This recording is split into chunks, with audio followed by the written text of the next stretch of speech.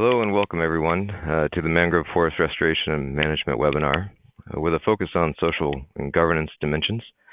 My name is Stephen Brooks. I am a land tenure and resource governance advisor here at USAID, and I'll be facilitating today's webinar. We are joined by panelist Dr. Esther Mwangi from the Center for International Forestry Research, and she's been working on the global study of mangrove governance. We are also joined by Dr. Naina Javeri from USAID's funded Tenure and Global Climate Change Project, as we'll be presenting on the Vietnam coastal spatial planning and mangrove management experiences. We're also joined by Dr. Steve Dennison from United States Forest Service, who will be presenting on the Ghana coastal sustainable landscapes experience, as well as Dr. Salamal Bindira and Mr. Casimiro Antonio from the USAID-funded Coastal City Adaptation Project, CCAP, and presenting on Mozambique experiences. Before we begin, I'd like to briefly talk about webinar logistics. As you'll see, we have question and chat functions within the webinar interface. Feel free to ask questions and use the chat boxes to communicate with each other and panelists. This is a really interesting feature, and I'm hoping that I know those that are attending right now, we have a fairly good understanding of each other. And oh, looks like we have a little bit of feedback coming from Mr. Casimiro Antonio. And so feel free to reach out to each other and communicate as best you can. We want to make this a lively conversation, not just between the panelists and myself, but also between the attendees. Also, look at the bottom. There's a tab called Handouts. Feel free to send any resources you'd like to share with the broader community to Matt Somerville. You can see the email on the slide. The recording will also be recorded and available at landlinks.org. So just to introduce, as we all know, there's been a growing interest in sustainable mangrove management globally for some time. There's been quite a bit improved understanding of mangroves' role in climate change, mitigation, adaptation, and mitigating impacts of coastal disturbances, including storms and tsunamis. And given the wealth of information on the biophysical aspects of mangroves, there's a limited emphasis given to mangrove governance, particularly to the tenure dimensions in creating incentives for long-term mangrove protection. So this conversation today will really be about elaborating a little bit more on that while also hearing from various experiences. I'm quite excited to learn also from the audience as to reflections from maybe your own experiences. The goals of the webinar will be to consider how inclusion of land and resource rights impacts the sustainability of mangrove-related programming, and to also identify social and planning tools that are USG-supported programs using to improve efficacy of these activities. We're also wanting to share resources and case studies that have been developed to improve future programming and discuss amongst each other the benefits of some of these various case study outputs.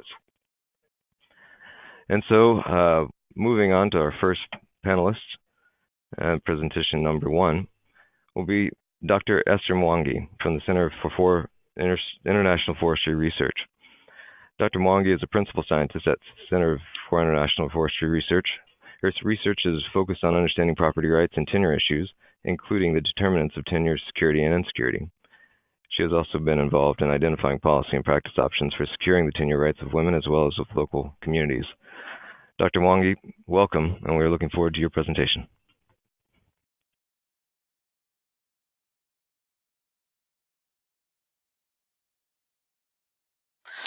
Thank you very much,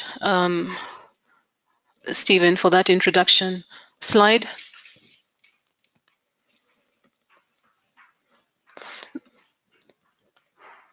Slide. Thank you very much. Good morning, good afternoon, good evening, wherever you might be. My name is Esther Mwangi. I am based at the Center for International Forestry Research, working out of Nairobi. Slide.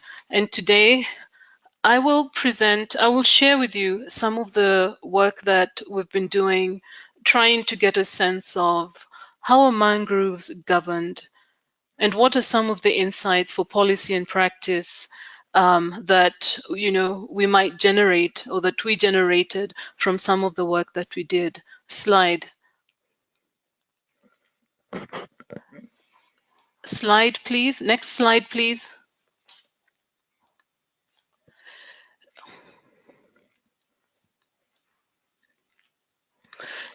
So next slide, please. So this slide, please, just one slide back, please.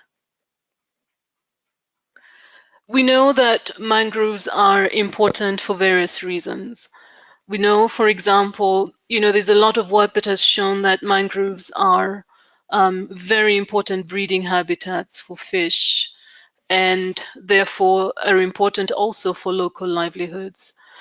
We know also that mangroves are increasingly very important in protecting shorelines from storm surges.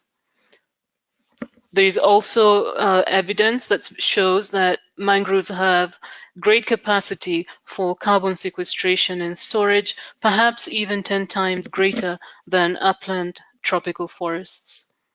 However, what's very evident, and as Stephen Brooks just mentioned, is that there tends to be much more information on the biophysical aspects of mangroves.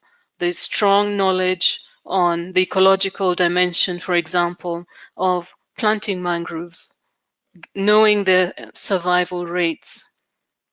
Increasingly also, there is a lot of information on the role of mangroves in climate mitigation and adaptation, and generally much less attention given to the governance and tenure aspects of mangroves. Yet, as we, as is increasingly known, the major causes of mangrove decline have been anthropogenic, such as conversion to aquaculture, timber harvesting, fuelwood harvesting, urban expansion, and so on.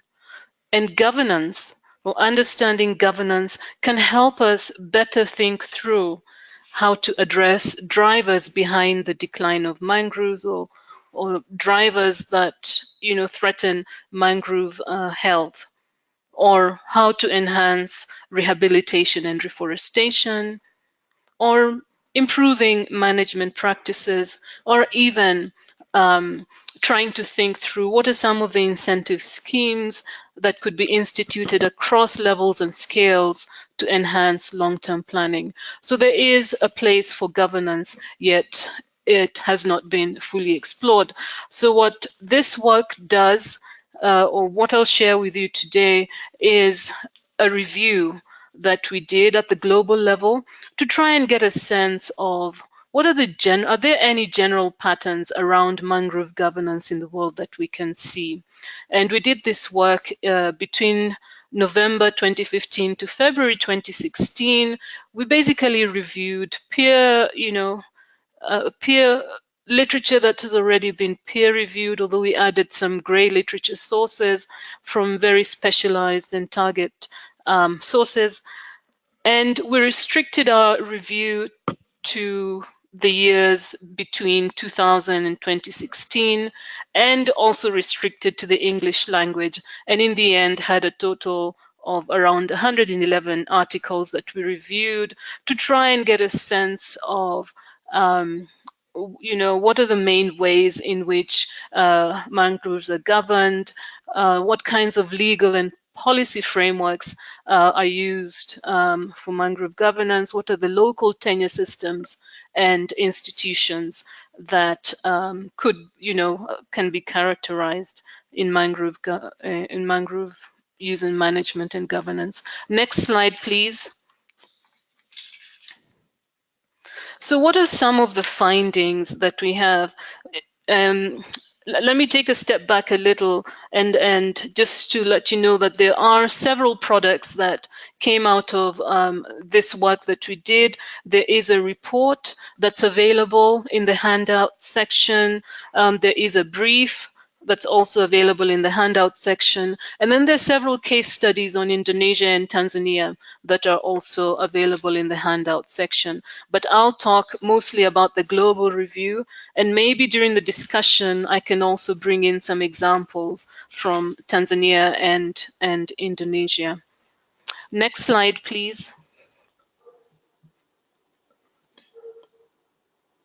So what did we find? In terms of mangrove management, what we found is that the authority over mangroves is very much vested in state institutions.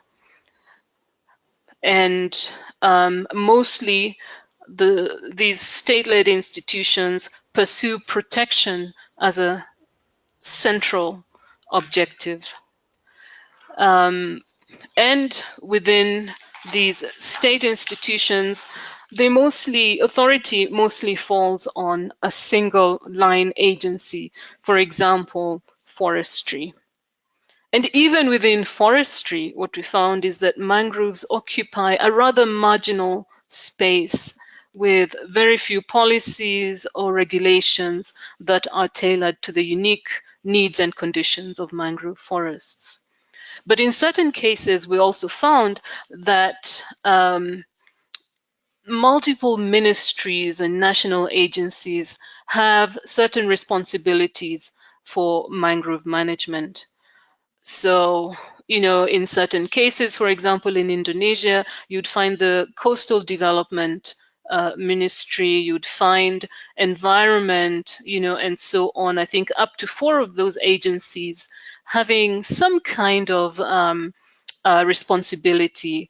In Vietnam, for example, you have the Ministry of Agriculture and Rural Development and the Ministry of Natural Resources and Environment having some mandate. So overall, then you end up having a level of fragmentation, a level of a lack of coordination, and therefore some kind of conflict and competition around the management of this resource by several agencies together. And we also noticed that we also found that there are very few that frameworks for enabling coordination across these different agencies are relatively uncommon. And where they exist, they're difficult to put in practice due to lack of budgets or personnel. And very importantly, we have to realize that this fragmentation is a sectoral thing. And it seems that sectors tend not to reward collaboration. So that's a problem. Next slide, please.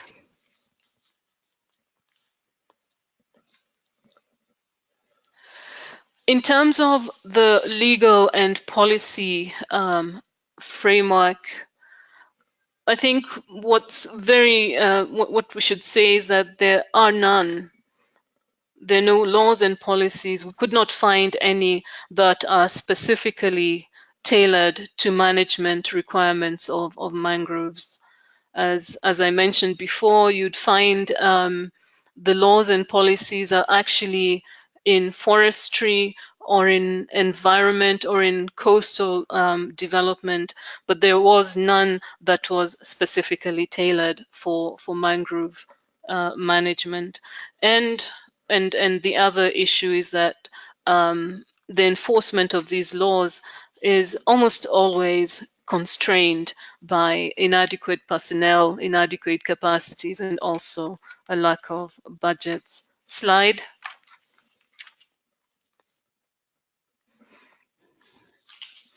In terms of the tenure arrangements at the local level, as I said earlier, that the overarching framework has been government-led protection as an approach.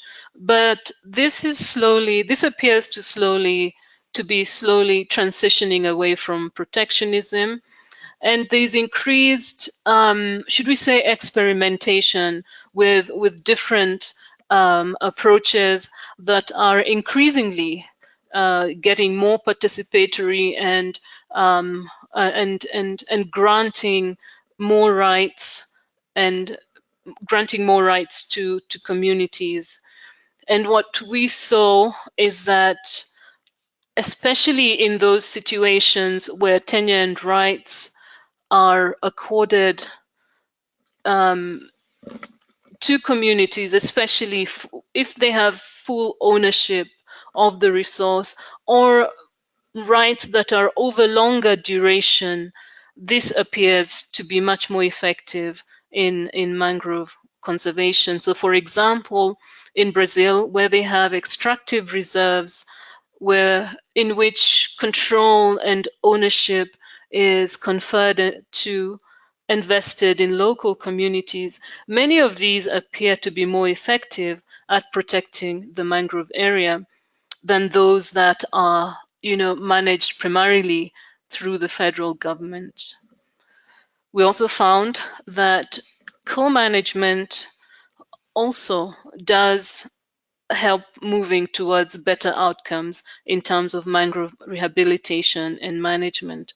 So in Vietnam, while the ownership might not be vested in households or communities, what we saw there from the literature is that communities and households can have longer term contracts, and these and what the evidence was showing from the literature that we saw is that a certain proportion of the land that's been under contract, at least about 70%, remains under forest cover, and the other proportion, the 30%, can be utilized in various ways. And the outcome here has been that forest cover actually did increase, but also communities were able to increase their incomes.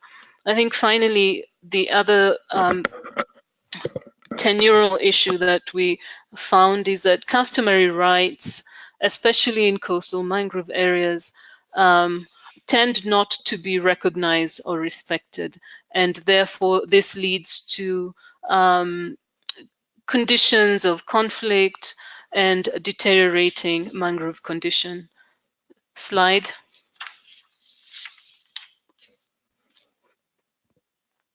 Now, the other thing that we looked for is the issue of social differentiation. We know what we found is that there is very little in terms of gender analysis in mangrove studies. So yet, what is clear from the few that are there is that men and women tend to use mangroves differently. They harvest products that are different and also harvest in different locations, and probably also the purpose for which they harvest differs mostly between home use and market sales. But this is an area that is generally missing in mangrove conservation and management. It's hardly, gender is not an area that is much touched. And what is also apparent is that the role of women in decision-making bodies within institutions for mangrove management is also very minimal, often due to cultural norms which influence the expectations and roles of men and women. Slide. So this is my last slide. And I'll just try and recap on a couple of things.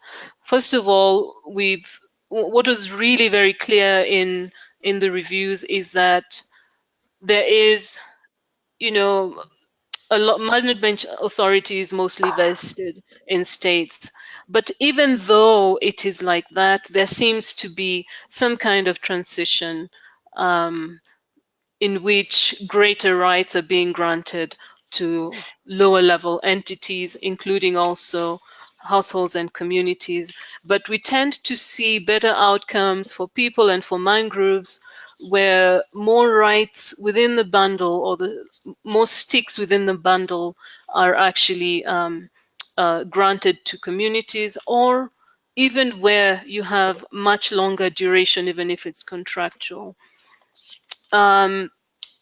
It also seemed the case that broader forest management appears to have many more innovations in terms of including communities that are not immediately apparent in mangrove management, and gender continues to be a challenge that needs to be addressed. I think that's all I have for now, and I look forward to the discussion. Thank you, Esther. And also, in recognizing the recommendations at the bottom of that last slide, we're very excited for the discussion to learn a little bit more about maybe some of the issues. Maybe why are customer rights, for instance, not being recognized in these areas where we know that in many places that is an issue, as well as the same, what might be the reason why gender hasn't been a focus? And are there cases in the global study where you see maybe some shining examples where whether it's local authorities or national are starting to take these two areas or subjects a little bit more serious in considering mangrove management? And so, Yeah, I think, well, the gender not being too much of a focus, I think, is mostly because most of the studies are actually, in most of the work in mangroves have mostly been biophysical, and then also it shares that thing with forestry, which tends to generally be male dominated. I think it seems to me that trees, when people see trees, they think, oh gosh, it's got to be about men. Um, so that male domination is very big in forestry. Now, in terms of innovations, I think one of the things that I could mention is the work in our work in Indonesia showed that even though there were all these coordination issues and gaps in management and fragmentation, what was really interesting is that a lot of the innovation was actually coming from the local level. Good, well-organized communities with strong leadership were able to actually craft their own systems and laws and bylaws for managing the mangroves, which were eventually actually recognized and taken up by higher level authorities, for example, at the village level, but also at the district level.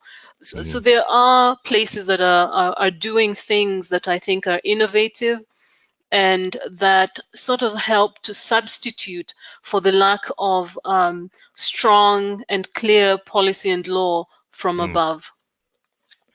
Thank you. That's quite helpful. We look forward to furthering the conversation on some of your lessons learned. So now moving on, our next presenter and panelist is Dr. Naina Javeri. She's going to be speaking about the Vietnam coastal spatial planning and mangrove management experiences. Dr. Javeri is a resource tenure specialist working on USAID's Tenure and Global Climate Change program. She has been engaged in the field of community-based natural resource governance for more than 20 years.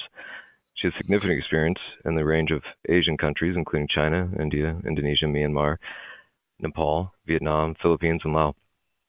Within the TGCC program, she has been working with the Vietnam Forest and Deltas program team to carry out a pilot in the Red River Delta on coastal spatial planning and the collaborative governance of mangroves. Dr. Javeri, welcome, and we look forward to your presentation. Thanks, Stephen. So I just wanted to say hi to everybody. I'm speaking from Kathmandu in Nepal, and I'm at the tail end of a very bad cough, so I apologize if I cough from time to time. But basically, I've been working with the Tenure and Global Climate Change program for the last few years, as Stephen said. And we've been working with C4 on the global review of mangrove governance and tenure issues, and also a couple of national level studies in Tanzania and Indonesia. And in the meantime, we started to hear in early 2016 that the Vietnam government was about to issue a decree on coastal forests, really trying to issue some policies for the sustainable management, protection, and development of coastal forests. And so we thought it was a great opportunity to look at really how we might help build out some guidelines on planning, coastal planning, as well as a mangrove management. And so that decree was actually issued in August 2016. And so then we started to think about a pilot together with the Vietnam Forests and Deltas program based in Hanoi. So Vietnam, I think, is a very interesting experience in the Asian context. Clearly, Vietnam has a very long coastline with significant amount of mangrove cover, particularly in the southern Mekong Delta. But what's very interesting in Vietnam is this recent gradual progression towards a multi-sectoral approach to coastal and marine planning. So we see in 2015, I'm sorry, I've just lost the image for some reason.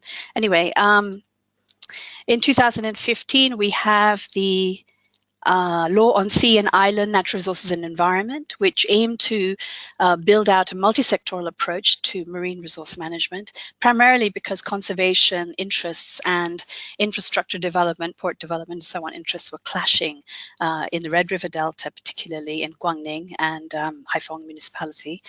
And then, of course, in August 2016, we have the Decree number 119 on coastal forests. And this was really distinctly in response to then climate change concerns, particularly intensifying storms and flooding events that hit the Red River Delta particularly strongly. But what's very interesting is that that was followed then just recently in November with the planning law that's been in the works for quite some time. But now it puts into place an entire planning system that promotes then multi-sectoral thinking and approaches. So in light of this very recent move towards multi-sectoral thinking, we started to look at the experience, and the next slide, please. So I'm just going to take a moment to try to get my screen back. Yeah. So we started to take a quick look in the middle of 2016 at the quite significant and rich experience on mangrove co-management in Vietnam, both in the Red River Delta and in the Mekong Delta. And both of these deltas have quite different ecologies and role in the kind of economy of Vietnam. You know, the Mekong Delta has a very significant role in terms of shrimp production for export. So we took a look at these different case studies and tried to derive some lessons out of them so that we could think about how we might develop a pilot in the Red River Delta, particularly using a kind of tenure lens. And so there are many lessons that come out of this, and we have a study that's coming out on the review of co-management in Vietnam. But three main lessons really were, first of all, the multifunctionality of mangrove forests, which make them very different from terrestrial forests or upland terrestrial forests. The geography and the tiered structure of mangrove forests, the interdependencies between different parts of the ecosystem, really make them very complicated in of itself as an ecosystem, but then they're also additionally complicated by the fact that there are multiple types of users within that coastal landscape. So you have aquaculture ponds, you have many gleaners, you have fishermen who are fisherfolk who are using nets, those who are catching products by hand. You have small-scale fisheries by boat in the nearshore region, and then you have clam farming. So this very complicated set of users in an already very complex ecosystem makes the question of mangrove management very difficult. Secondly, what we realize is that the issues of tenure within this landscape, who has what kind of tenure rights to which particular part of the landscape, played a very important role in terms of the incentives to contribute then to mangrove protection.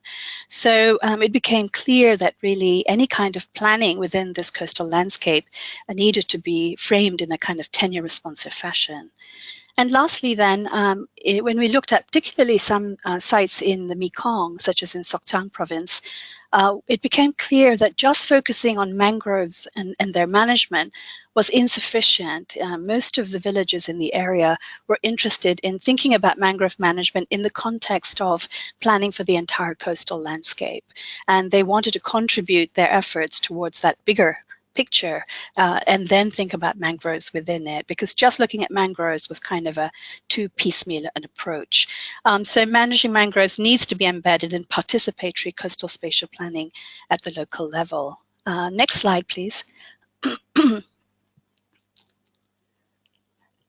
Next slide. So the pilot we put together, we called it Our Coast, Our Future, and we launched it in October 2016. Next slide, please.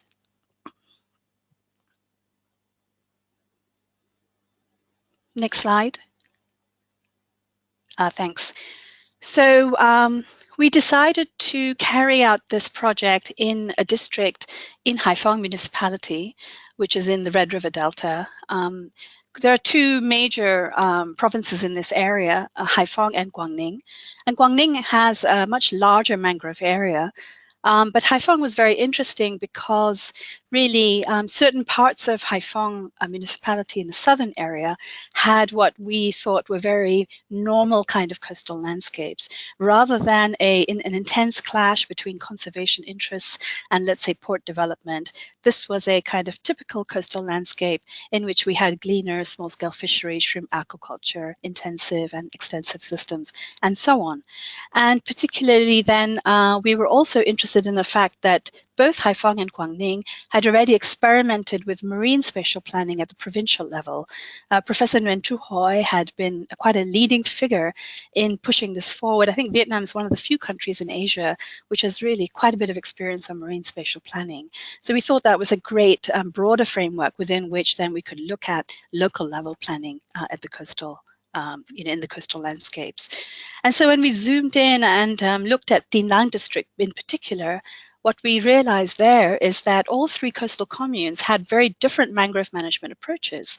And that was also intriguing, that the district government was not really involved in developing an integrated approach across the entire coastline. So one commune had allocated the mangrove areas to about 14 households to manage independently each of their little plots, about 30 hectares each. Another commune had basically handed it over management to the border guards and the commune militia.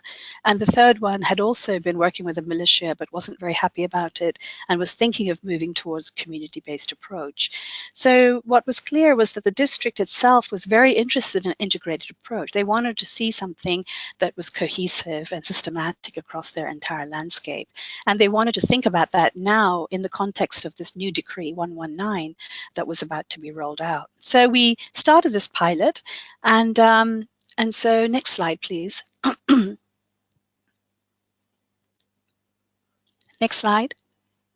So we developed, we simplified a certain kind of coastal spatial planning system into 5 steps. And so we started off with, organizing stakeholder participation. And we were interested in first building out a participatory coastal spatial planning process. And then once that was established, we would then zoom in and look at the issue of mangrove co-management.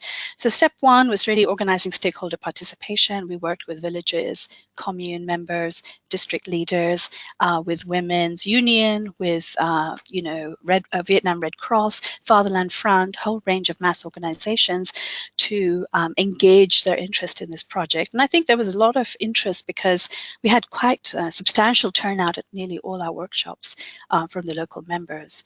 So then step 2, we were interested in really looking in detail at what are the existing issues within the coastal landscape. And here we carried out 2 different activities. The first one was a participatory coastal spatial planning assessment, which was done first at the commune level and then at the district level. And in this, we were really looking at then the ecological conditions, the changes over time, who are the resource users, what are the levels of resource use, what is driving transformation in the mangrove and other parts of the landscape, and what has been the experience with mangrove rehabilitation, success rates, costing, who's involved.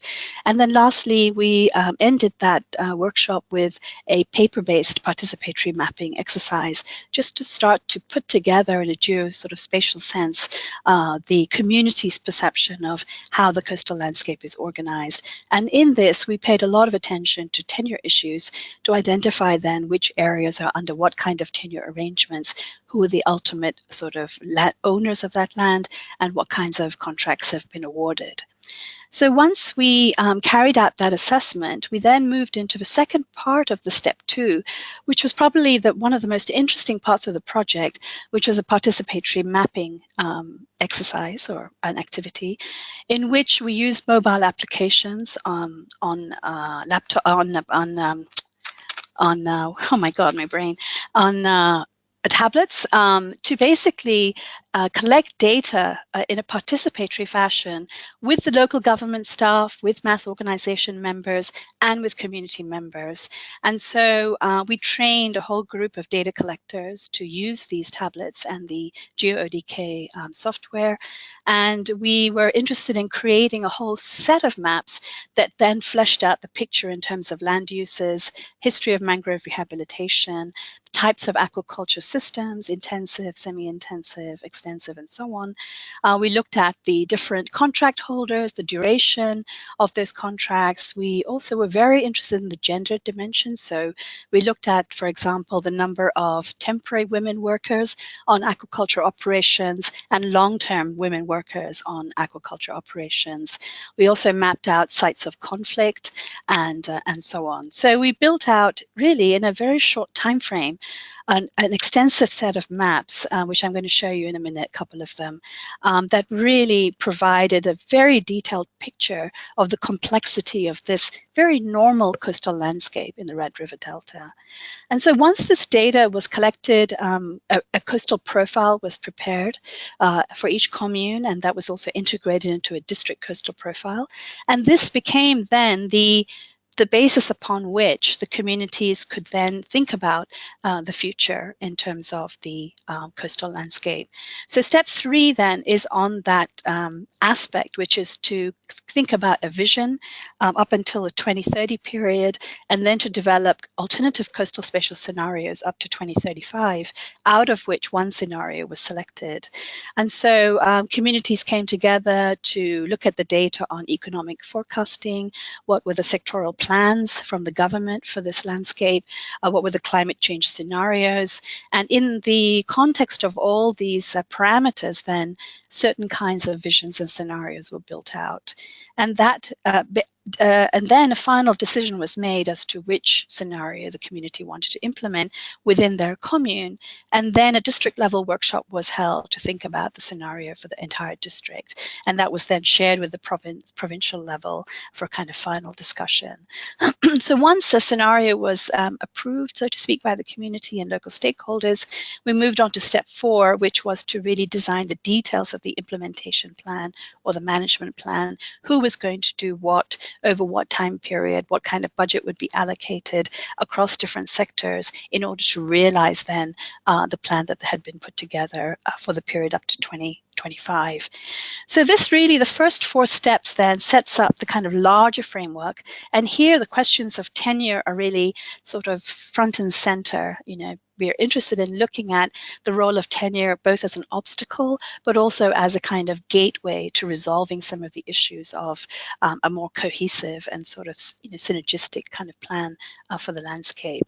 And then once step 4 was completed, we embarked on a discussion with the community about what kind of mangrove co-management approach they would like to see put into place over the next few years.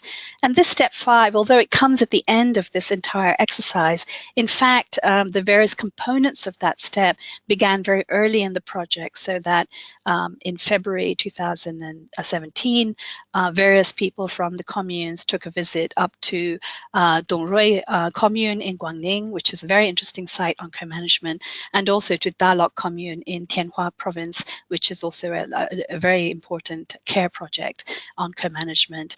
And so that was step 1. And then we carried out a mangrove co-management study in Vietnam and also in Asia to provide some kind of key lessons.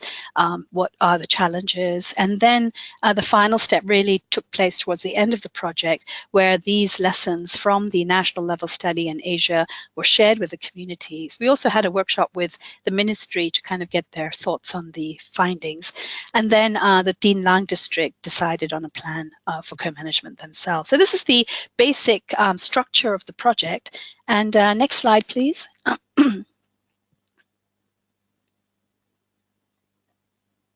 Next slide.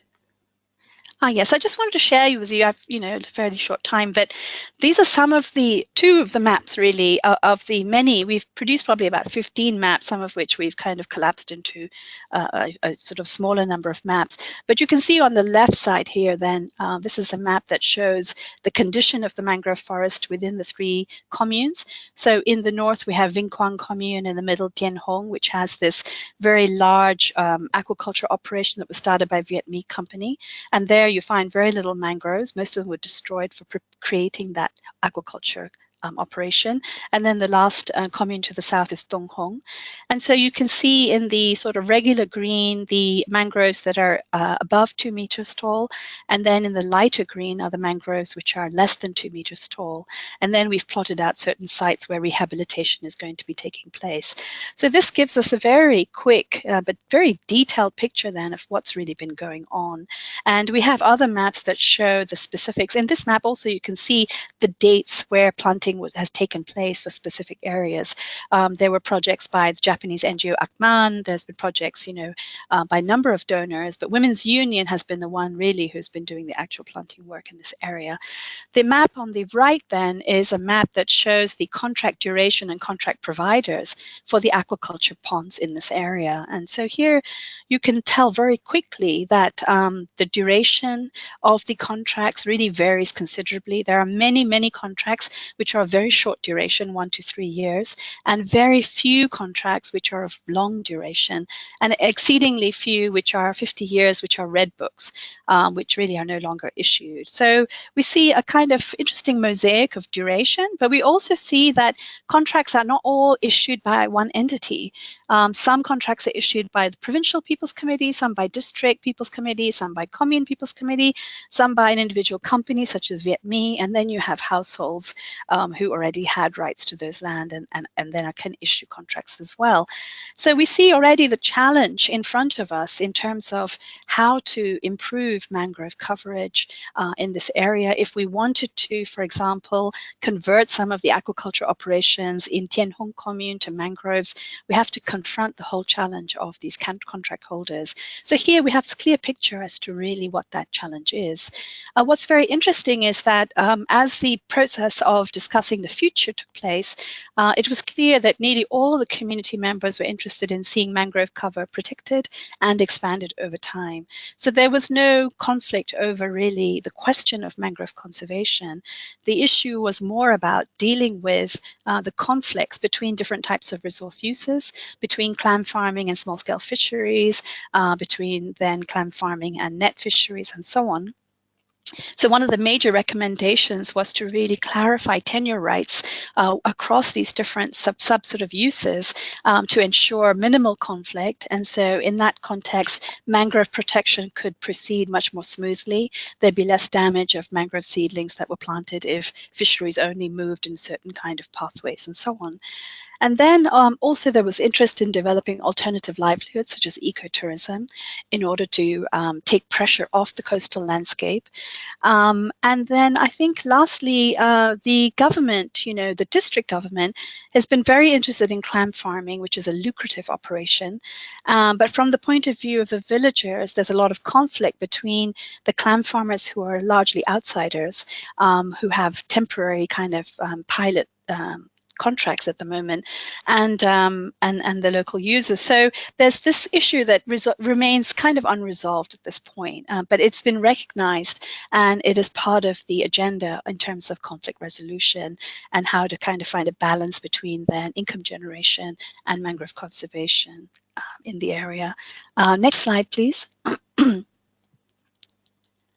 Next slide. So I'm just quickly going to end by just pointing out some of our publications that have come out of this project. We have two briefs on the gender dimensions. One is, number one brief is called Why Gender Matters and Sustainable Coastal Resource Management Within Vietnam's Mangrove Forests. And here we really highlight the importance of looking at gleaning in the coastal landscape, which tends to be very invisible and tends to be dominated by women and poor members of the community. The brief number two is Positive Steps Towards Gender Equality and Participatory Coastal Spatial Planning, the case of Tinh Lang District. And here we're really looking at the role of women, particularly particularly in participatory mapping and how they contributed then to the entire mapping process, learning the tools and also being able to read maps and interpret them in order to participate fully in the coastal spatial planning process. Next slide, please. So we have some other publications that are just getting finished up at the moment. We have a toolkit on participatory coastal spatial planning, which has 3 components: guide number 1 on the coastal resource assessment, guide number 2 on participatory mapping, which takes readers through very detailed steps on how to use the mobile applications, guide number 3 on the coastal spatial scenario development process. So those 3 are going to be guides coming out in Vietnamese and English to help carry out this activity anywhere in the Vietnam context. And then we have another major publication coming out called Collaborative Mangrove Governance in Vietnam and Asia. And this focuses on 5 sites within Vietnam and really pulls out some of the key lessons. There's incredible diversity of experience across these different cases. And then we have a brief summary of some of the experiences in key Asian countries. But the overarching lesson is that mangrove co-management is really a trend of the future. The question is really how to design the details. So all in all, I don't know how I'm doing for time, but Stephen, am I good? Yeah, we can wrap up. I think we're on time. Okay, great. So we just had some key lessons, some of which are make very good sense. Importance of really identifying the right participants from the provincial level down to the village level, including women and men. The contribution of their sort of individual perspectives and building out the understanding of the current scenario in the coastal landscape is really critical. Community participation in mapping and coastal profile development yields robust coastal spatial plans. Gender-targeted engagement excuse me, leads to inclusive planning. Collaborative learning. So for mangrove co-management, I think this process that we engaged in, taking stakeholders from the Dien Lang area to different sites, taking them through the lessons really that we've learned from other sites, and helping to facilitate then the design of their own co-management process has been a very interesting exercise and helps them to frame their needs much more clearly. And lastly, then, I think we learned that we needed a better private sector engagement strategy. We tried to engage with Vietnamese company, particularly in participating in the workshops on planning and so on, but they didn't participate. And I think we could have really achieved that if we had thought a little bit more carefully about how to achieve that. So that was a kind of important lesson for us. And I think that's it. Last slide. Thanks very much. Yeah.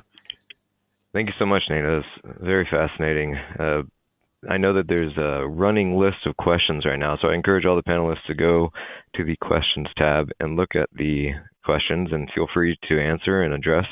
I will also bring some of these back up in the end to instigate discussion.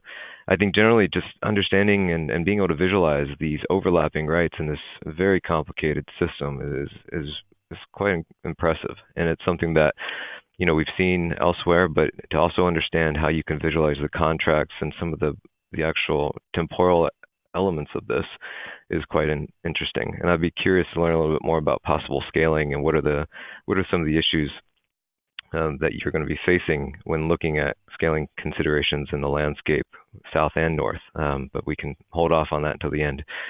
So thanks again, Nana. Now we're going over to Dr. Steve Dennison with the United States Forest Service. He's going to be talking about Ghana Coastal Sustainable Landscapes Project experiences. And Dr. Steve Dennison has been with the CSLP based in Takoradi, Ghana for the past 4 years. Employed by NGOs and private consulting interests most of his professional life, he has worked with projects that focus on smallholder farmers and fisherfolk. He has worked in mangrove and coastal zones in Philippines, Indonesia, Madagascar, and Ghana. Welcome, Dr. Dennison. Thank you, Stephen. And hello to everybody out there today, whether it's morning, evening, or night, maybe in the middle of the night. As Stephen mentioned, I want to talk to you about an experience that we've been having here in Ghana, most specifically with an area called the Greater Amanzuli Wetlands in the western region of the country. This area is similar to the two previous speakers, has mangroves that are important for fisheries habitat, fuel wood for smoking fish, as sources for crabs, oysters, snails, as well as the ecosystem services that it provides, both in terms of tidal surges and also flooding that comes from the inland down to the coast. Perhaps more significantly right now is the fact that a little over 10 years ago, oil was discovered off the coast of Ghana, and the oil and gas infrastructure and services, logistical services that are being put in along this narrow coastal strip that has the mangroves and the communities in it is very much at risk. And there is basically no conservation status attributed to the greater Anazuli area, nor is there any formal management being put in place. So livelihoods that are connected to these wetlands and mangrove areas stand to be severely impacted. What we've been doing in working with a local NGO as a grantee, the NGO's name is called Handouts, which means our coast in the local dialect, has been to work on developing co-management plans and activities for these mangrove areas. And mapping is a significant component of that, as you also heard from Dr. Navari just previous to my speaking. It's interesting that the pieces that they put together, particularly in the participatory mapping exercises, are very revealing to them, and also begin to sort of provide some epiphanies, perhaps, in terms of what the importance is in their daily lives and the impact it is to their communities. Ghana's mangroves are obviously an important source of protection for its fishery, particularly its demersal and small pelagic fisheries. There are several projects here devoted specifically to try to revive the fishery, which is now practically on the verge of collapse. So the coastal zone is critical, particularly in terms of the food security for the country. The Coastal Sustainable Landscapes Project is funded by USAID with funds from the Feed the Future initiative. And as I mentioned previously, we worked with Handouts, a local NGO, and they grew out of a previous fisheries governance project operating in this same area. And working with them and also with the Wildlife Division, which is responsible for, on the government side, to oversee mangroves, as well as traditional authorities and other NGOs operating in the area. Could we have the next slide, please?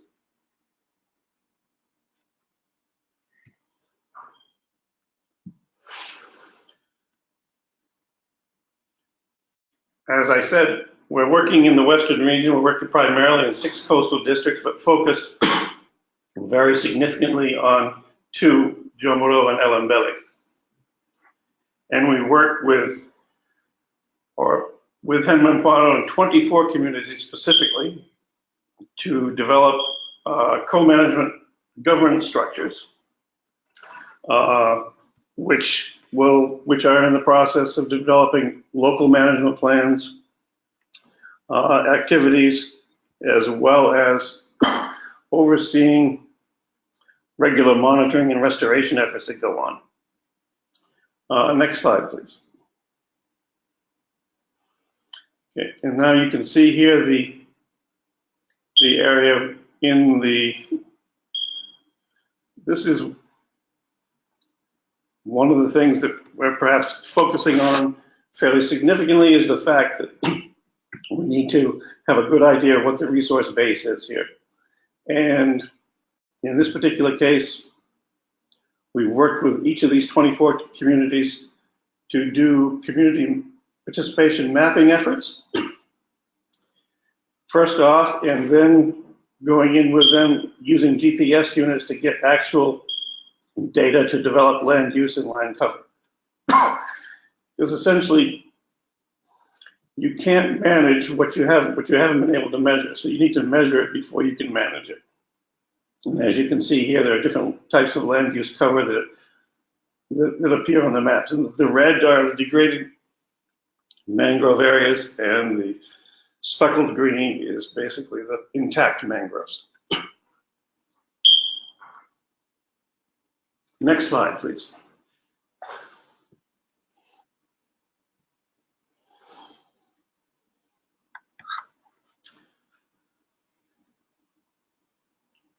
Restoration is part of this effort with the local communities. We've had mixed success, but relatively speaking, I think the indications are that we're having better luck than other regions and other countries. What we found is key in this process is that we have the buy-in and support of traditional authorities, which is very key, as well as the local communities, working as well with 2 district authorities, or the local government anyway, and then also the Western Region Coordinating Council, and importantly also is Ghana's Wildlife Division, which does indeed come under the Forestry Commission, which was similar to what was explained in the first talk, where we talked about authorities being important to address in setting up management plans and so forth. To date, we've managed to work with these communities to put more than 2,000 hectares of mangrove under a formal management structure. Some of these have the beginnings of written plans, but they certainly all have detailed activities that they want to pursue. They're understanding what the land use is in their community, looking at where the mangroves are, specifically which ones are degraded, which ones are not, how they want to address those. This also gets channeled up to the district level, where they work to incorporate these maps and plans into the district level plans. So there's a very important spatial component to that as well. I think one of the big lessons we've learned here is that although restoration is important, the understanding of how the mangroves fit into the districts and the district level planning is paramount, and also it's going to be very important going forward to make sure that the oil and gas industry or the oil and gas sector get involved more significantly in the conversation. Ownership rights are not always clear. Most of the ownership in this area rests with traditional authorities for the wetland areas. And the government's overall jurisdiction, as I mentioned, comes from the Wildlife Division of the Forestry Commission.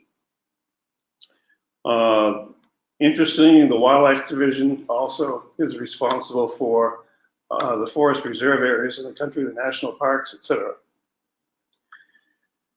But as we heard from the first speaker, funding is often a significant issue. So in terms of any enforcement that goes on in these areas, it's often comes up short, because the Wildlife Division is probably the poorer sister of the other 3 divisions that exist within the Forestry Commission.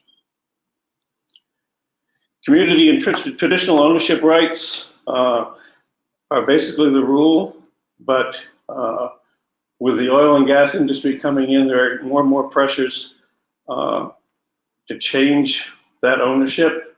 There's oftentimes the traditional authorities, which have the control over most of these wetlands and mangrove areas, will overlook the perhaps the jurisdictional aspects of the district and say, okay, to the oil and gas industry to come in and do some development without any proper planning.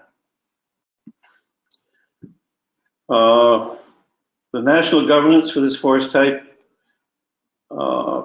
still rests with the Wildlife Division. And it's often the common view of these, of basically most of the jurisdictional aspects, the traditional authorities or the district, in many cases at the national level, that wetlands and mangroves do not hold value. And as a consequence, planning is always given the second tier in a lot of this.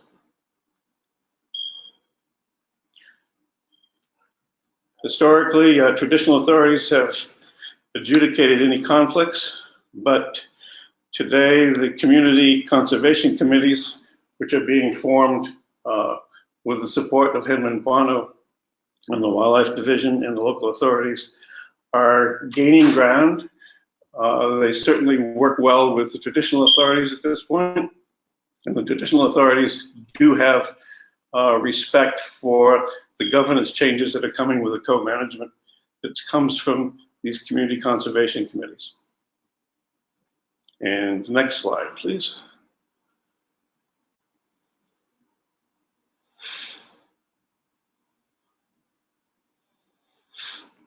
And again, I just wanted to point out that these areas are being recognized more and more by the communities in terms of what is happening on their own landscape within their communities. And the mapping exercise has certainly been the eye-opening part of a lot of this. And they do understand what is going on. Perhaps to some degree, they're even amazed by the fact that this cutting of the mangroves that is happening, which is happening in small spots by individuals, but they haven't recognized until the mapping exercise that all of these taken together are impacting their livelihoods in a fairly significant way. Thank you. Last slide. Thanks, Steve. That was very, very informative and quite interesting to hear about experiences from Ghana. I'm going to move on just so we can make sure we have enough time for discussion at the end. It looks like there's a running stream of questions. And again, for those who are answering questions, when you answer, if you want to send to all, that will allow the questions to be seen by the whole group. That's just a note. So on to our next presentation from Mozambique Experiences from the CCAP project. We have Dr. Salamal Bandira. Dr. Salamal is a marine botanist with experience on mangrove ecology and restoration. He's an associate professor at the Universidad Eduardo Mondlane in Mozambique. His interest extends to mangrove governance, also seagrass and sand dunes biodiversity management. Currently, he's coordinating in the drafting of the strategy and action plan for mangrove management in Mozambique. This has been emphasized that it's quite a group effort, this project, and joining him is Ms. Casimiro Antonio, as well as Ms. Maria Alando Bada. I've informed that Ms. Maria is not going to be here to answer questions, but she will be able to field afterwards if questions are specific that she can engage on. So I'm going to turn it over to you, Dr. Salamal, for the presentation. Welcome.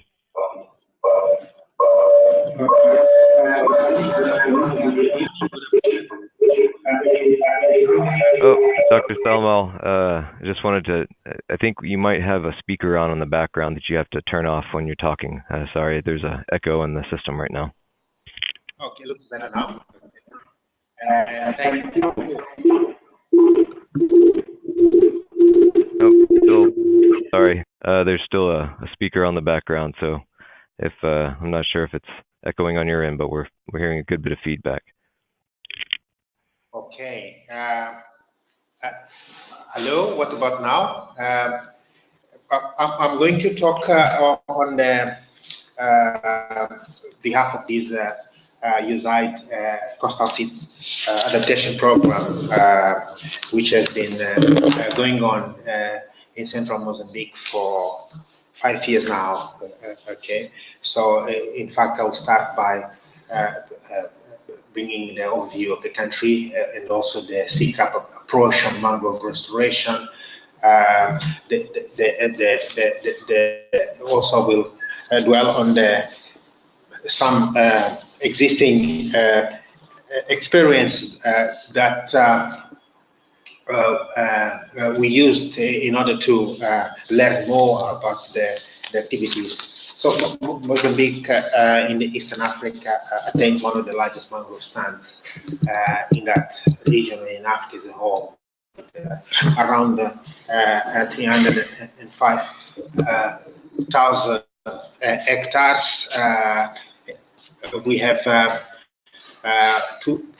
almost 2/3 of people living within the coastline in the country. So mangroves play a major role in this place. The country has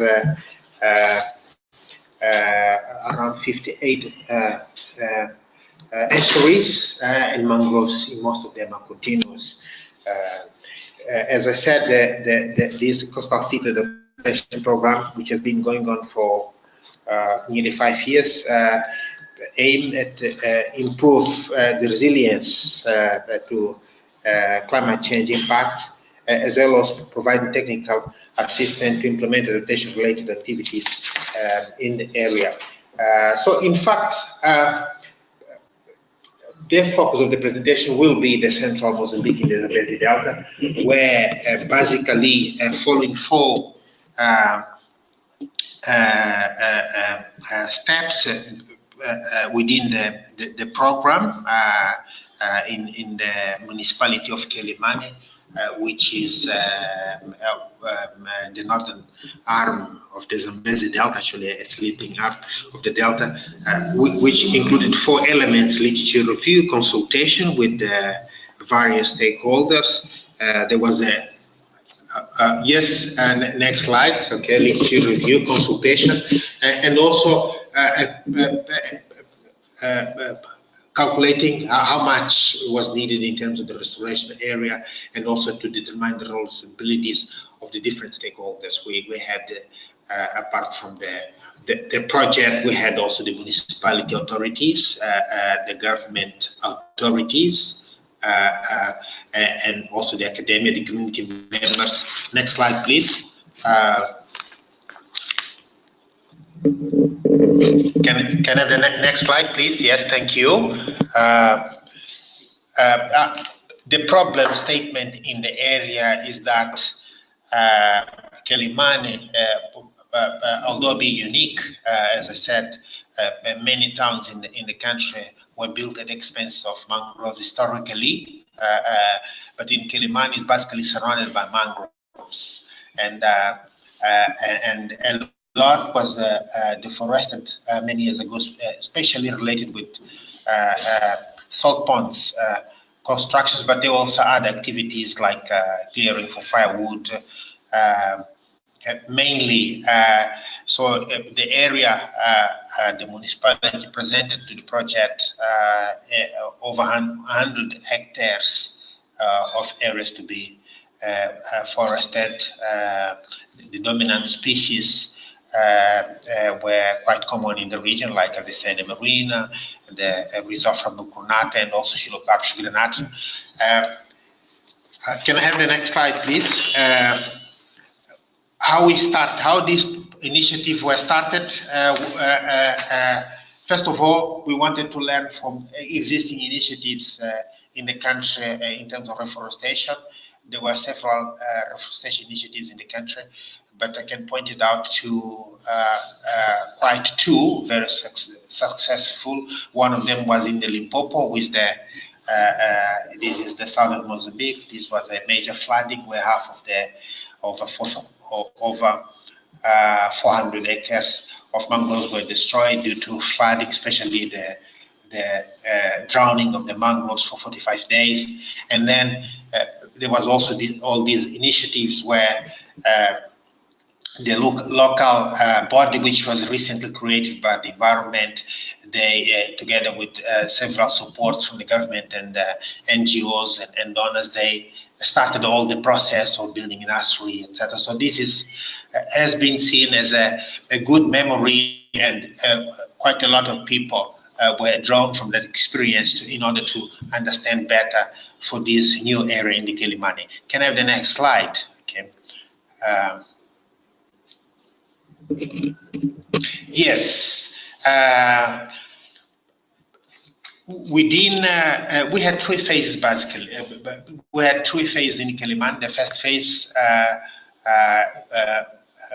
once all the consultations with authorities and with the communities, once we knew the area to be restored, there was all this initial process of the restoration, which took place basically following the discussions and the decisions which were carried out within the implementers. In the phase 2 years ago, there was an assessment. In that assessment, in fact, quite a few elements needed to be improved, basically because the opportunities were there to improve the restoration activity. There was the issue of the hydrological flow was not appropriate in the area, and in fact, some of the dikes there were not removed in order to bring the regular water flows in the system. So this was quite an important learning process for this project. And then in the phase 3, we had an evaluation, we had a workshop.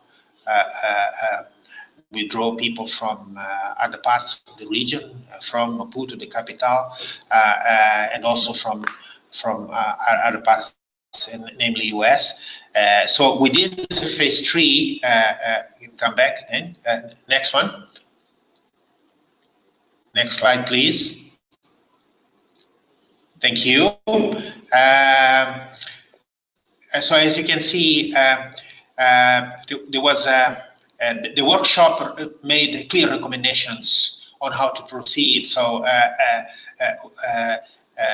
one of them was to bring in hydrological restoration, because, as I said, the previous initiatives impounded somehow in the initiative whereby we had quite significant death of the plants. We had also the growth were not satisfactory. So this hydrological restoration was carried out. It's regarded as the largest in the country. In fact, it's quite interesting. This initiative is bringing quite an important lesson. We had to understand with great detail and discuss together with the different consultants the role of that hydrological restoration, the role of building a nursery. One thing I should also say is that that area in the Kilimane, it's a highly productive area. It's a lot of seedlings which are produced.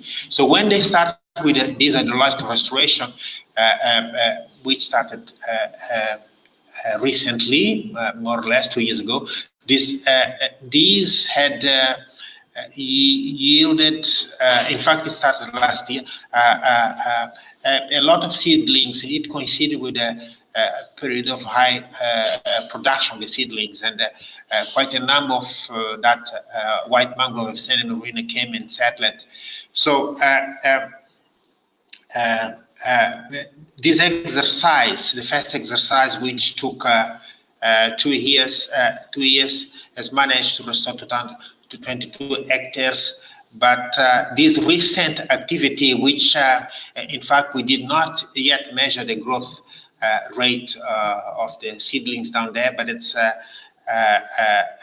on behalf of CCAP, and the information that we obtained here was that it is being regarded as quite a successful, because 39 hectares have been there for quite some months, nearly a year, and the plants are doing well in the area. Next slide, please.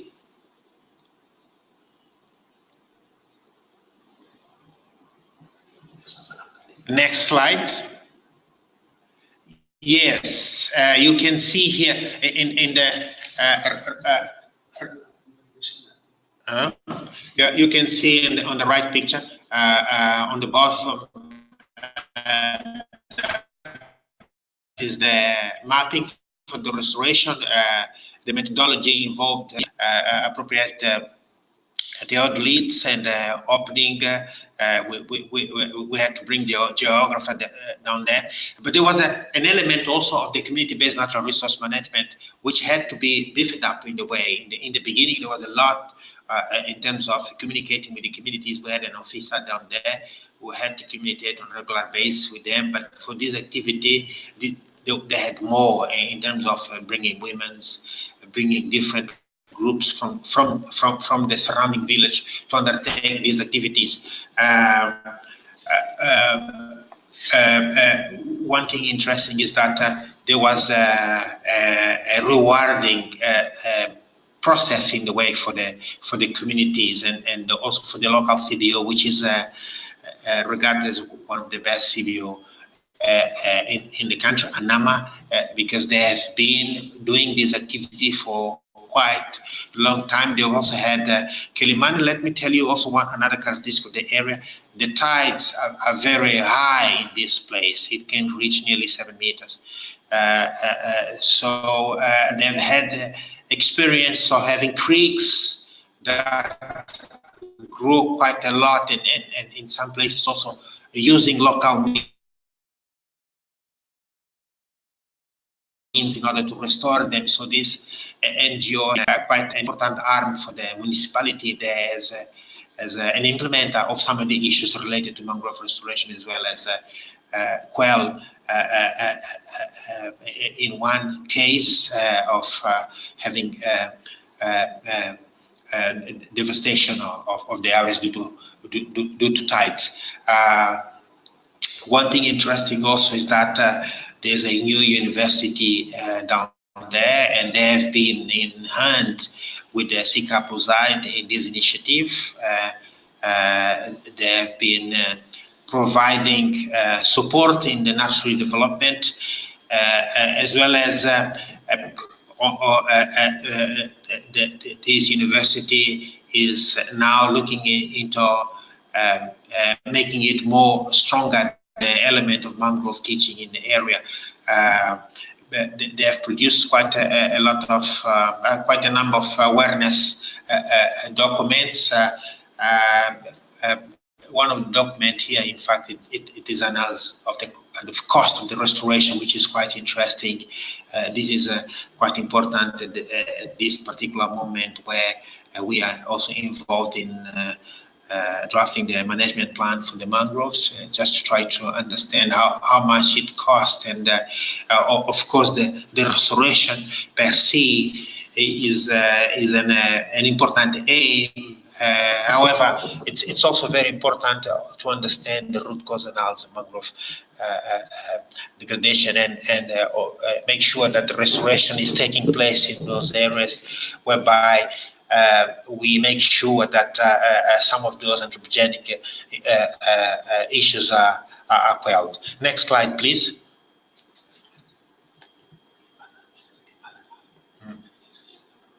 Okay.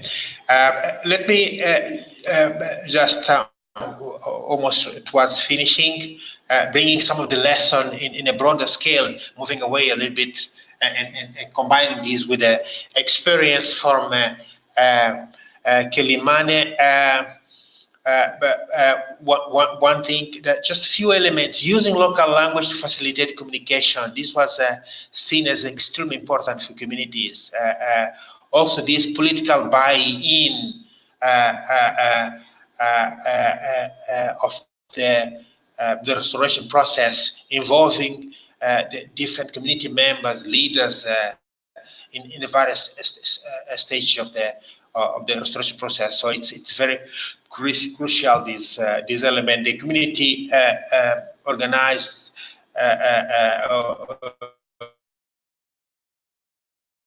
having the community organized in associations, it's very important to speed up the process. Also involving different age groups, especially women, was very important in all this process of the restoration. As you can see in one of the pictures down there, the pictures down, it does indicate one of the area where all these collective trauma due to a major flooding in the country in southern Mozambique had occurred, and it demanded all this initiative, and it became also a successful example for restoration where there was an active and also passive restoration due to the recovery of mangrove due also to the hydrological. One element also is to involve research institutions, not that many, and in several places, if comparing to the areas where mangroves occur, so it's very important to bring in the element of research, or applied research, and training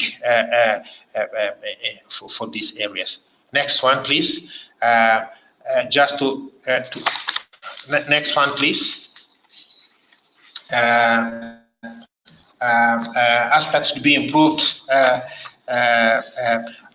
We have had nurseries built up in firm ground, so this is the thing that needs to improve. Although in one of the sites we had a nursery that had not regular floods on a daily basis, but that's the way to do so. This project had brought that initiative and that training.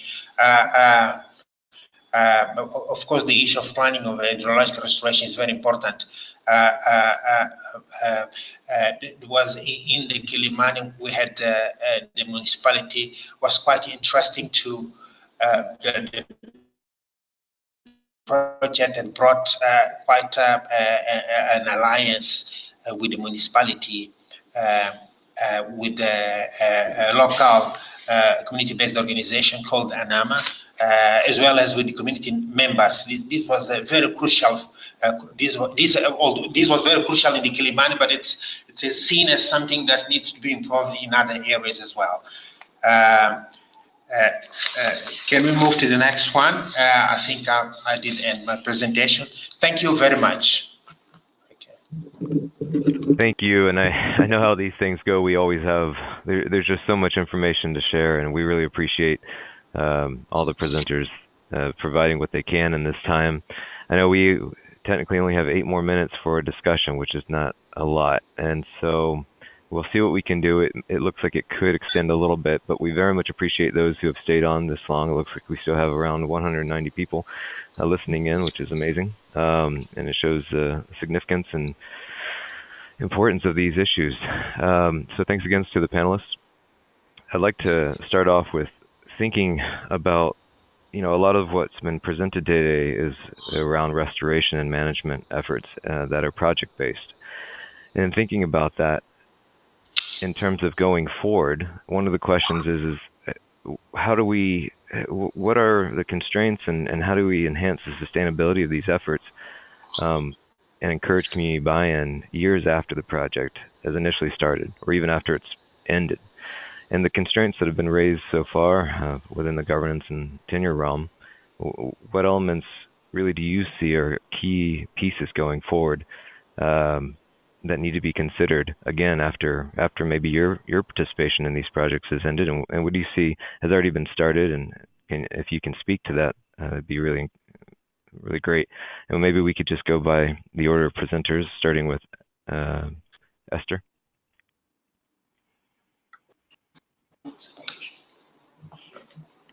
Thanks. I think I'm going to pass that on to the presenters that were talking about restoration, and then maybe I can come back later. Thank you. Sure, Nena. Yeah.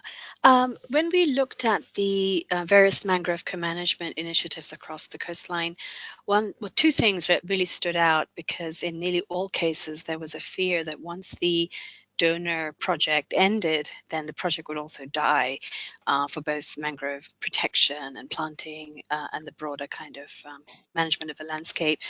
And the 2 key things that were important, one was providing financing for the sustainability of the institutional structures that were created.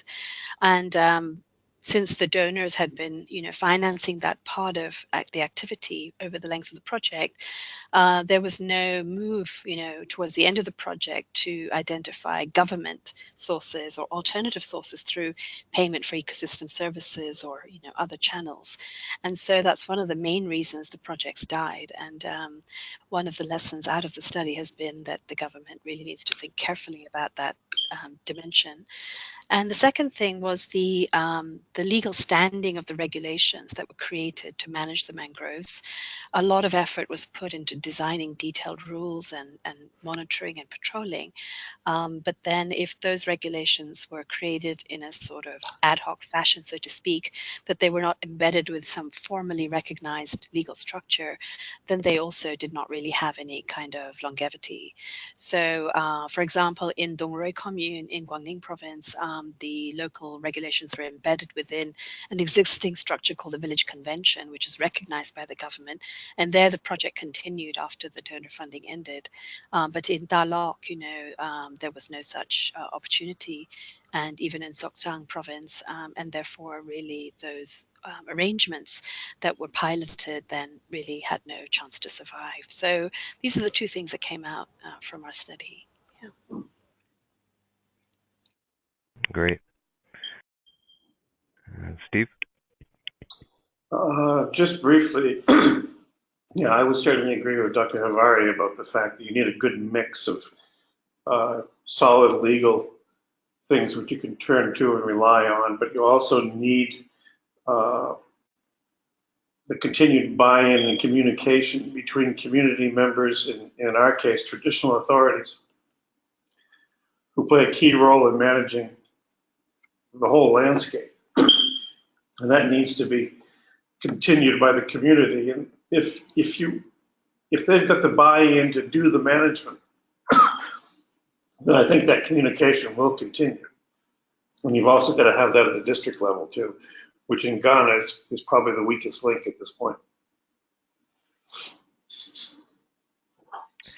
Great. And Dr. Samuel? Yes, I'm here with Casimiro. So he might add on some of the elements, the challenge in terms of capacity, community organizing, alternative livelihoods and funding, and others. So I'll let him. He was the managing of the CCAP USAID in Kilimanjaro. Hi all, this is Casimiro.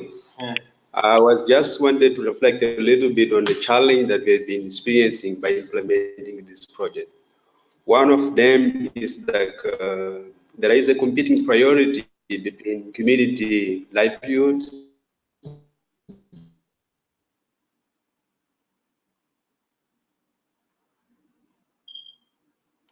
and also the need for restoration. For the Mozambique, where lives below line. I think this, on one hand, in the short term, we have them contributing for the project, but then the challenge will be how can we make it sustainable? We conducted some studies that indicate that if we can really provide an alternative livelihood, it may be a helpful element in this process. And then another challenge that we saw is that there is still need of capacity. We need to improve the capacity of local stakeholders to do so. And for instance, very recently we've changed in terms of the institution with the mandates to protect and conserve the mangrove. Then this new institution will need to take over all the responsibility that the former entity has, and then there will be a need of capacity as well. Then these are some elements that we wanted to bring up and see how others are dealing with the same issues in the sites. Great, thank you. Well, I know we're going to lose some attendees because we're getting to that time, but I'm not going to stop the conversation just yet. But I did want to note that for those who are leaving, we will be sending answers out to the questions that have been in the queue to the participants. And so you can expect that because we're not going to be able to obviously get to these questions, which are quite impressive and engaging. Just looking at some of the questions, I'm seeing a few themes, and I just noticed one came in regarding private sector and stakeholder engagement, basically. And Nana, you kind of got into this a little bit in your topic at the very end, saying that was something that maybe could be improved in your case study. and I'd like to learn a little bit more about that in terms of really across all the panels. How are you ensuring that there is appropriate stakeholder engagement where from those who are most important, whether it's government, whether it's private sector, agriculture, et cetera? And what are some of the challenges you've kind of run into, and also what are some of the next steps that you see would be quite positive? And again, Esther, we can start out with you just in terms of what you've seen from the global perspective, if that's useful. Okay, before I answer that, just answer the previous question, the one that I passed on.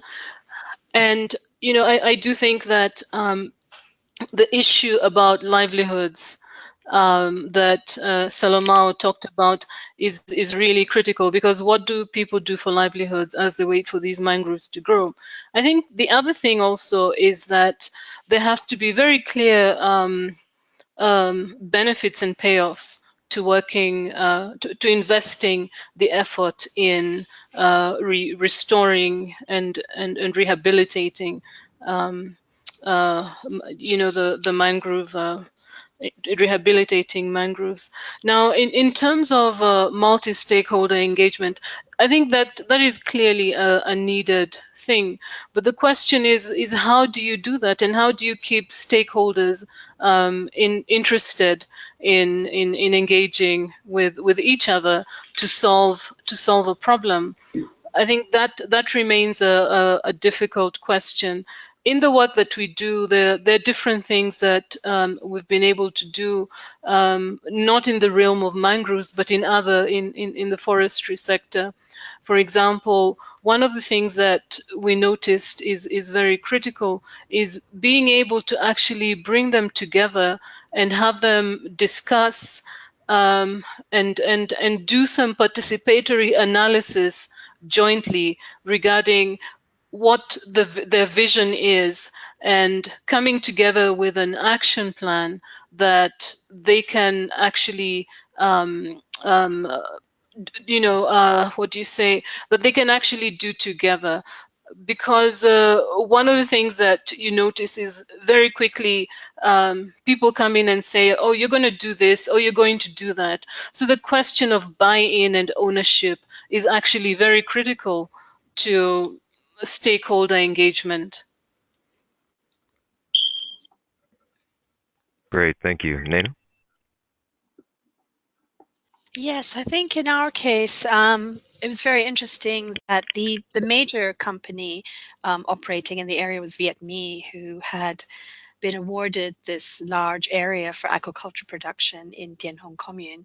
But what was interesting is that that contract was awarded by the Provincial People's Committee, whereas the district government had no real authority over the awarding of that.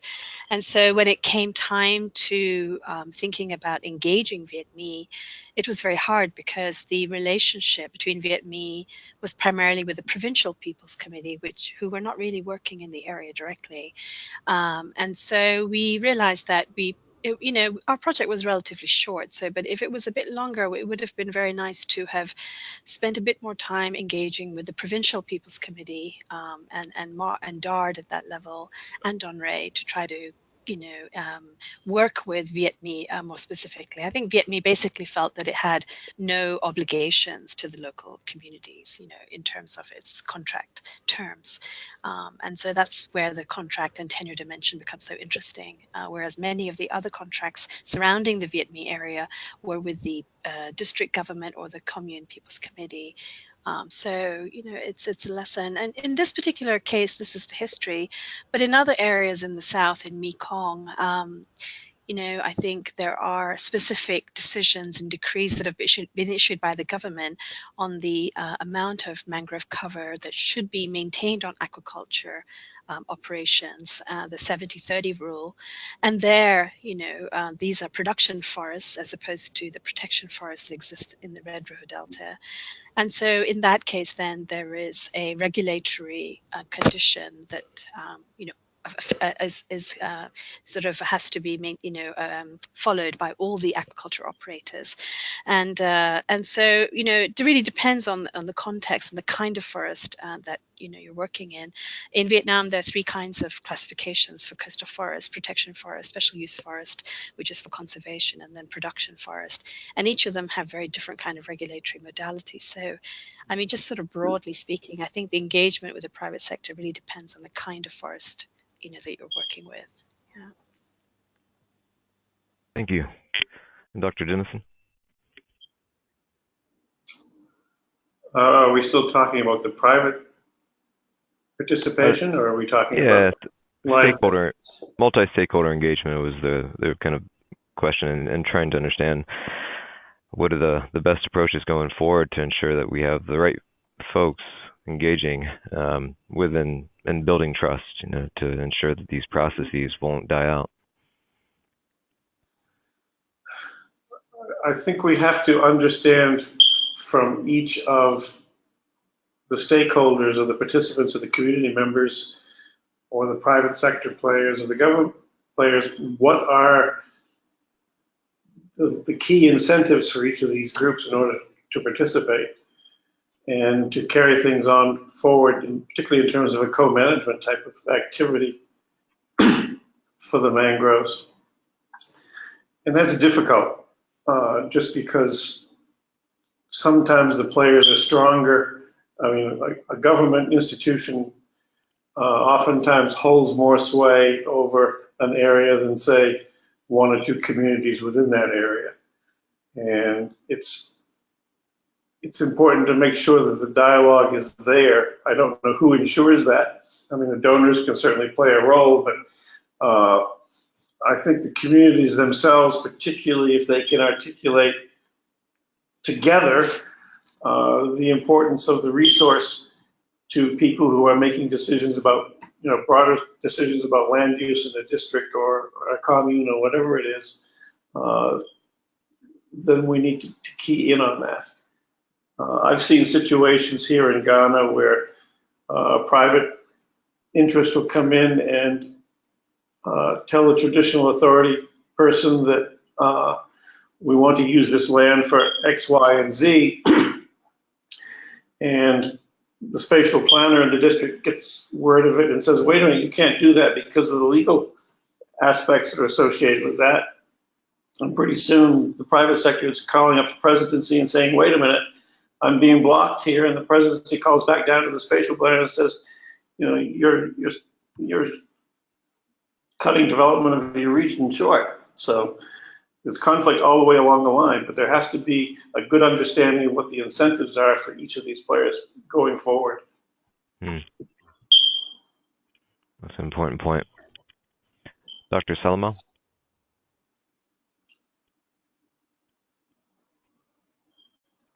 Or anyone from your team if you're still on the line? Yes, one more comment or input. There was a question in relation to the investment in construction to improve community capacity so that they can become part of a taxing community.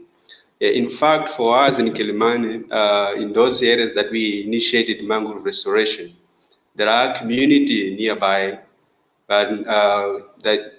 which one of the cause that of mangrove devastation was the use of mangrove timber for construction. And in order to prevent that people use the mangrove, we introduced it, we trained the community on resilient house construction using other construction material than mangrove, and with small techniques that improve the housing resilience. And then this was a way, it's a way that we use it to ensure that people opt to construct using the new techniques and to prevent the cutting down of mangrove. But as you know, the project started soon. Our expectation is that into the medium to the long run, we are going to have more people going for the resilient house construction and protect the mangrove as it provides different ecosystem service for them. And it seems that it's working quite well, and because some of the people are starting now replicating those construction techniques as a way to prevent the cut down of mangrove. Yeah. Thank you. That was very interesting. You know, I'm looking at the time. I'm trying to be respectful for everyone that's joining and participating. And as much as I'd like to continue the conversation, I think we might have to cut it short, or at least cut it off now, even though we've gone 10 minutes long. You know, there's a great amount of information that's coming in over the question stream, and we've even got indications from those participants of continuing the conversation. And we are indeed looking into follow-up webinar potential with other projects that USAID is working with, as well as other donors, to keep this going. Because ultimately, at the end of the day, what this was meant to serve was really an instigation of a community of practice around this topic, because we understand how important it is, and it does come out in many projects. And so these presentations that the panelists graciously provided were really meant to instigate some thought, in which it looks like we've done a fairly successful job, and the types of questions that are coming in that far exceed what we could talk about today in this short amount of time. So we will follow up directly with all the attendees and provide some resources and links, as well as kind of potential next steps and how we can continue the conversation. And we'll also look forward to your feedback as to how we can maybe improve this system. I know the means and technology is never perfect, but we want to make sure it's as engaging as possible, and maybe having a way to allow folks to actually engage each other a little bit more directly, or even the audience would be great. So if it's okay, we'll have to cut it short, but I would like to thank everyone, the panelists very much so for your presentations, and the attendees for all the instigated questions. Oh yeah, again, we see there's a lot more to be said and a lot more to be answered, and looking forward to the next steps. I would like to say, if there's any final thoughts from folks on the panel, feel free to provide just a brief 30 to 45 second. If not, we can conclude and say goodbye. So I'll turn it over to Esther. If you have any other thoughts, fine. If not, we can move on down the line. No additional thoughts. Okay, thank you. Okay. Nana? Thank you very Hi, much. everyone. Thanks very much. All right. Bye-bye. Bye, everyone. Thanks again. Bye-bye. Bye-bye. Bye-bye.